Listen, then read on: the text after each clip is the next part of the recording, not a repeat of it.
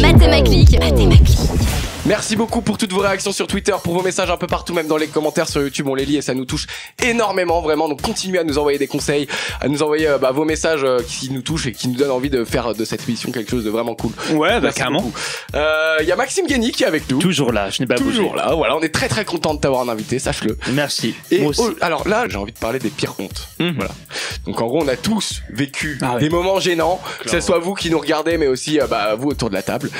Est-ce que vous pouvez nous raconter, par exemple, Yannick, tu peux commencer, ta pire honte. Alors, la pire honte que t'as eu dans ta vie, c'est quoi le pire moment? Et ben en fait, l'année dernière, je bossais sur Fun Radio à l'époque et j'avais rencontré Jean Rock parce qu'il était venu dans notre invité, c'est le propriétaire du VIP Room et du coup on s'entend hyper bien avec Jean Rock et tout, on commence à parler et tout, et il me dit dès que tu viens au VIP, tu viens me voir et je te mets une table, je t'offre une bouteille et tout. Je dis c'est bon, mon poteau c'est Jean Rock.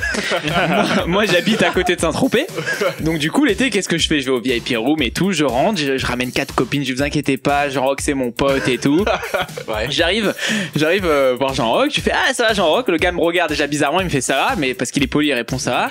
Et après il me dit je lui dis ouais je suis le gars de Fun Radio et tout, je suis Yannick et tout de Fun Radio. Il me dit ouais et donc pourquoi tu viens me voir? Je sais pas, tu m'avais dit que tu me payais une table.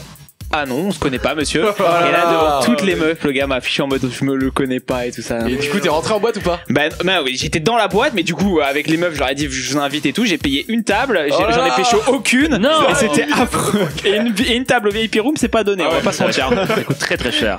Maxime, toi, c'est quoi ta pire honte? Ma pire honte, elle est arrivée à plusieurs reprises lorsque j'ai vu une femme enceinte. En fait elle n'est pas enceinte, elle était juste un peu trop grosse. C'est comment? J'ai dit alors félicitations, bientôt un heureux événement. Non, je ne suis pas enceinte. C'était qui? C'était Ah, mais c'était ma patronne.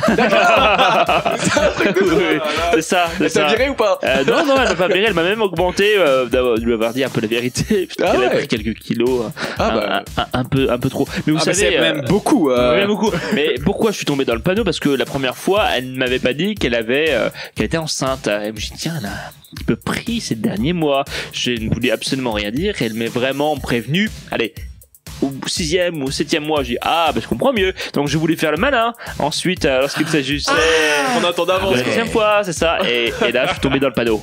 On a Alex au téléphone aussi qui va nous raconter une de ses pires hontes. Allô Alex? Allô l'équipe, comment ça va? Ça va et toi? Merci d'être là. Ça va, tranquille. Hein. Alors vas-y, on t'écoute. C'est quoi ta pire honte, toi? Qu'est-ce qui s'est passé? Moi en fait c'est que je dormais et tout, et j'ai mon petit frère qui m'a maquillé sans que je m'en rende compte, tu vois. Moi j'ai le sommeil un peu lourd. Plus que lourd.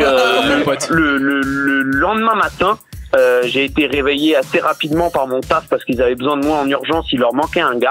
Ouais. Et donc j'y suis allé en 2 speed, tu vois, j'ai pris mes affaires, j'y suis allé direct. Pas regardé dans la glace, et donc je suis pas passé devant le miroir, tu vois. Ouais. Et donc j'arrive au taf et là tous mes collègues se sont foutus de ma gueule.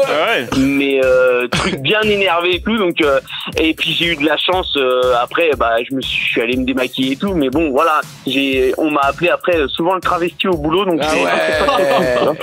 poteau, c'est chaud. Ouais. Mais je pense que ça a dû arriver à Maxime Guény, parce que je sais que ça m'était arrivé il y a 2 ans de ça. Donc j'ai été sur Non-Stop People et donc en télé on nous maquille, et moi c'était mes débuts et tout, je connaissais pas et j'avais pas vu j'avais oublié que j'étais maquillé, et je retourne à la radio où je bossais avant, et là je voyais les gens qui me regardaient très bizarrement toute l'après-midi. C'est vrai, je me suis dit mais pourquoi ils me regardent, qu'est-ce qui se passe? Et en fait faut savoir qu'en télé le maquillage c'est pas un petit peu de fond de teint, c'est franchement il est assez épais. Il est assez épais, et en fait je m'en suis rendu compte le soir quand je suis rentré, donc j'ai passé une demi-journée ultra maquillé en fait. Il brille, il commence à briller si jamais tu le gardes trop longtemps. Il brille et c'est dégueulasse, on va pas se mentir. On est d'accord. Après il y a des maquillages très fins. Le maquillage de cinéma là c'est vraiment très fin. Et celui de TF1 aussi, parce qu'ils utilisent des caméras HD, ultra HD, donc qui leur permettent finalement d'avoir un grain extrêmement précis. C'est une info, ça je savais pas. À TF1 ils maquillent moins. Un petit peu moins, absolument, je crois. Ah d'accord. Absolument. Incroyable. Gaëtan, toi, c'est quoi le pire moment de honte que t'as vécu dans ta vie? Le pire moment, c'est j'allais mixer au Hall à Paris, et il y a la canopée et il y a des grandes marches maintenant qui descendent pendant je sais pas combien de mètres, et je suis tombé en arrivant juste pour mixer, et j'ai cassé mon téléphone, il était brisé. Donc il y a une nana qui m'a rattrapé, j'avais mal partout. Donc t'arrives en resta parce que tu vas pour mixer devant je sais pas combien de personnes, et tu descends 50 marches. C'est ça. Un peu trop serein. Bam bam bam bam bam. Et là, vous savez que là je suis en train de me rendre compte que par rapport à vos hontes, moi j'en ai que j'ai préparé. Ouais. Et c'est vraiment chaud en fait. Ah vraiment? C'est vraiment chaud. je vous en raconte 2. La bienvenue dans les anecdotes de maths. Alors la première, je sortais avec une fille au lycée, la fille dont j'ai parlé tout à l'heure d'ailleurs. Et en fait, à un moment, je l'ai embrassée avec la langue et elle a enlevé sa langue. Ah. Et je me suis dit bon bah peut-être qu'elle voulait pas rouler de pelle quoi. Et après je me suis retrouvé dans la queue pour aller à la cantine avec mes potes et ils me disent mais mec mais tu pues de la gueule quoi, clairement ils me disent ça. Je suis ah ouais et tout et ils me font ouais non mais c'est une horreur pour un chewing-gum, il fait des chewing-gum et tout. Et ce que j'ai fait c'est que j'ai envoyé un SMS à la nana pour lui dire bah voilà je suis désolé pour mon haleine tout à l'heure. Et elle m'a pas répondu. Elle m'a renvoyé un message genre une heure après, ouais, mais rien à voir. Et là, franchement, je me suis senti trop mal quand j'ai eu. Tu t'es pas rendu compte que t'avais une haleine un peu de chiasse? Bah non, même pas. Mais faut toujours faire un autocontrôle avant d'embrasser une fille ou un chewing-gum, ça non, c'est le minimum. C'est vrai. Moi, tic-tac avec simplement 1 de calories. Est-ce que t'as une honte qui t'est déjà arrivée, mais au boulot, par exemple, à touche pas à mon poste? Le truc le plus honteux qui t'est arrivé à touche pas à mon poste pour toi? Le plus honteux. Ah là là là là, le plus honteux. Ah, y a pas de honte. Ah si, peut-être. Tu te sentais pas très bien. Ouais, je me rappelle. Fin d'émission, fin de saison dernière, on me demande de prendre une moto-taxi et d'aller à 20 minutes en plein direct quelque part dans une maison que je ne connais pas. Ouais. On m'installe en micro, on me demande de prendre mon portable. Je me dis qu'est-ce qui se passe?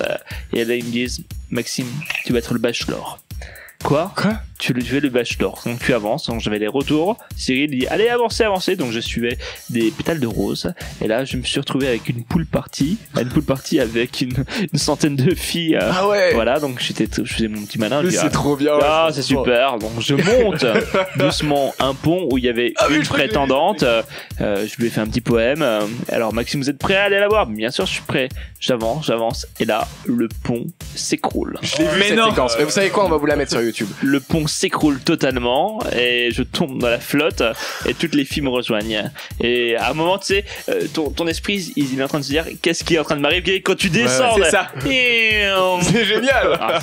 Bon, puis finalement, j'ai vite été séché. Ils avaient préparé les sous-vêtements d'échange et puis. Ils t'ont préparé même un caleçon de rechange. Tout. Ah ouais. Tout. Et puis moto-taxi, pop, je suis reparti sur le plateau et nous voilà en direct. C'est quand même dingue quand même. Ouais, non, c'est vrai. Imagine. On vit des trucs de ouf avec les imaginations de Cyril Hanouna. Non mais j'avais peur, je sais pas qu'il me demande de me mettre torse nu ou quelque chose comme ça, toi, ce que j'aurais refusé, parce que ça c'est un truc qui est dealé avec la production. C'est pas dealé, mais je leur ai dit non, je veux pas être torse nu par exemple. D'accord. Et puis il respecte mon choix de toute façon. Bien sûr. Mais je sais qu'à une certaine époque il le faisait, toi.